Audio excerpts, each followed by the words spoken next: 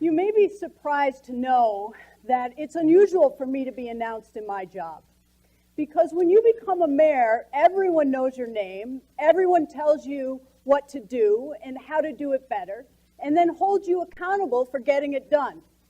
A famous Syracuse alum put it this way: I never had an interest in being a mayor because that's a real job. You have to produce. That was this guy, Joe Biden, wearing the t-shirt that I bought him. When I asked the vice president about this quote, he laughed and he said, "We do war and peace, and you do everything else." And the upside of doing everything else is, well, you don't have to introduce yourself. I have a job where you have to produce. But the real upside of being a mayor right now is that American cities are in the midst of a great revival. The tides of suburbanization have shifted, and we are witnessing a remigration to our cities. In 2011, for the first time in 90 years, American cities registered higher growth than the suburbs. Why? Because cities are incubators for problem solving, creativity, and innovation, the essential criteria to succeed in a knowledge-based economy. And it's not just big cities like LA, Chicago, and New York. No, in fact, according to McKinsey & Company, the real dynamism when it comes to American cities is happening in the so-called middleweights. Cities located in MSAs between 150,000 and 10 million. Middleweights are home to 70% of the U.S. population and produce 70% of the gross domestic product.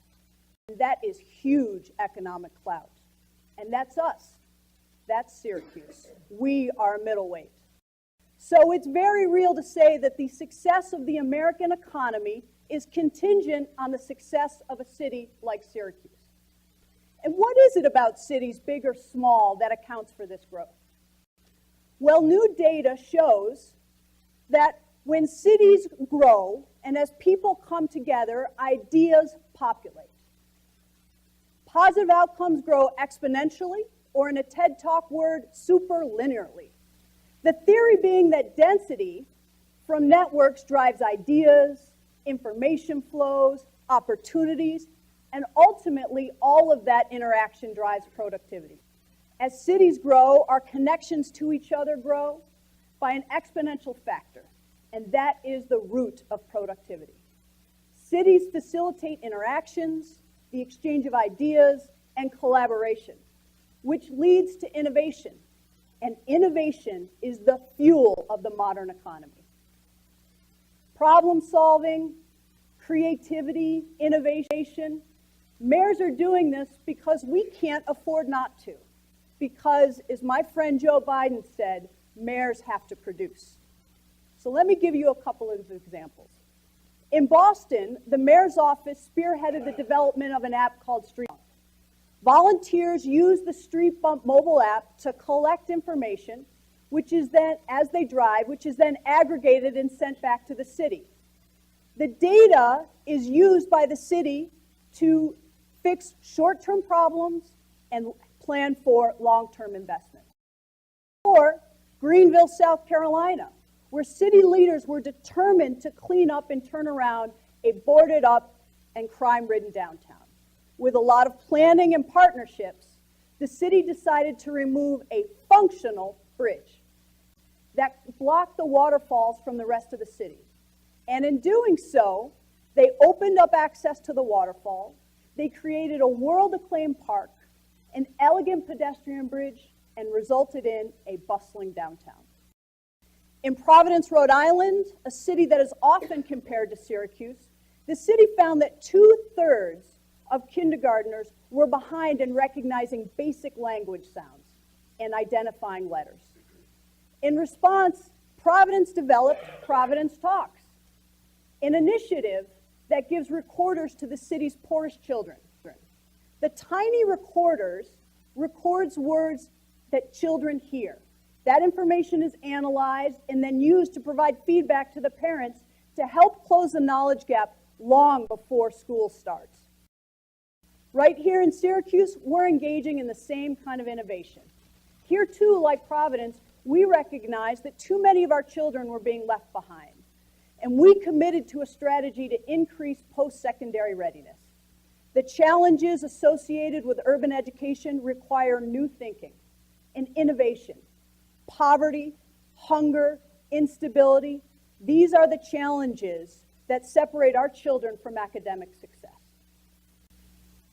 Syracuse is the first city in the nation to partner with Say Yes to Education to establish the Say Yes to Education program throughout its entire district. Say Yes provides holistic supports to students, extended day learning, summer programming, legal, and health counseling.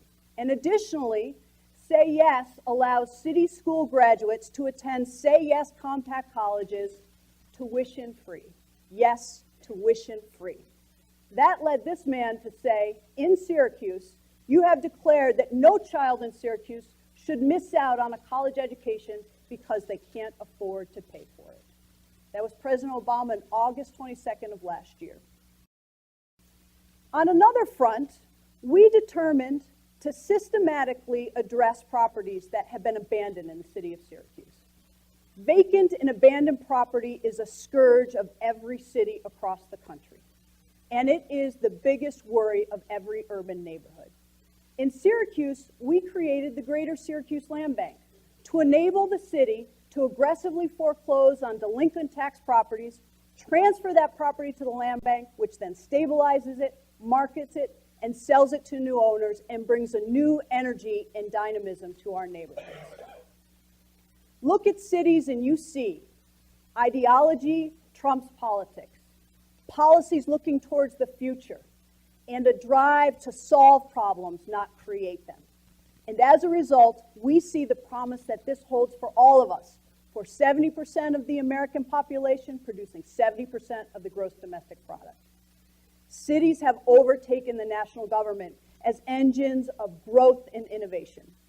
And yes, cities offer the promise of a brighter future for all of us, but that promise must be nurtured or it will be lost. Cities and mayors cannot be expected to rescue the American future alone, yet that is exactly what is being asked of us. Innovation, creativity, problem solving, these are the very traits we seem to have lost at all levels of government. Ask yourself, what has the state or the national government done to foster this innovation to those of us who are creating the environment, supporting 70% of our gross domestic product? Now, I'll admit, I am impatient, but maybe it's because I look out from my window on what was the Erie Canal, the marvel of the 19th century. The Erie Canal was the idea of an imprisoned flour merchant who had a better idea to get his goods to market. And in jail, he wrote a series of essays that captured the attention of Syracuse Assemblyman Joshua Foreman. Joshua Foreman became the earliest champion of the Erie Canal, even going to Washington to lobby Thomas Jefferson, who called it, quote, a little short of madness. But that didn't stop Syracuse, and it didn't stop New York State. No, we carved 363 miles of wilderness with nothing but livestock and the muscle power of men, largely poor immigrants, rich with hope and a strong work ethic. You see, it was really very simple. The Erie Canal was a direct economic investment to move goods and people efficiently, infrastructure. And in doing so, it accomplished unthinkable engineering feats and it transformed our nation. Compare that with the situation we now face. Infrastructure across the country under stress, potholes, 100-year-old water mains and sewer systems, dangerous leaking gas lines, and transportation systems in a state of disrepair. And how has the federal government responded? Well, the Highway Trust Fund is out of cash. Congress gives us dramatically less funding for transportation infrastructure. How about the state? Well, the state has admitted that they're deferring maintenance on roads, bridges, and tunnels. And when the local government officials come and ask for help, well, we're told we're whining, and we're even called the Tin Cup Brigade. Ask yourself, how are we going to have economic development if mayors can't deliver water or remove sewage? But now, when you understand it's not just infrastructure that this is happening, it's education, it's immigration, it's income inequality. So now when you read Vice President Biden's quote, you understand what I understand. I have a real job, and I have to produce in the face of almost insurmountable odds. But it's not just me. This is a democracy. It's we.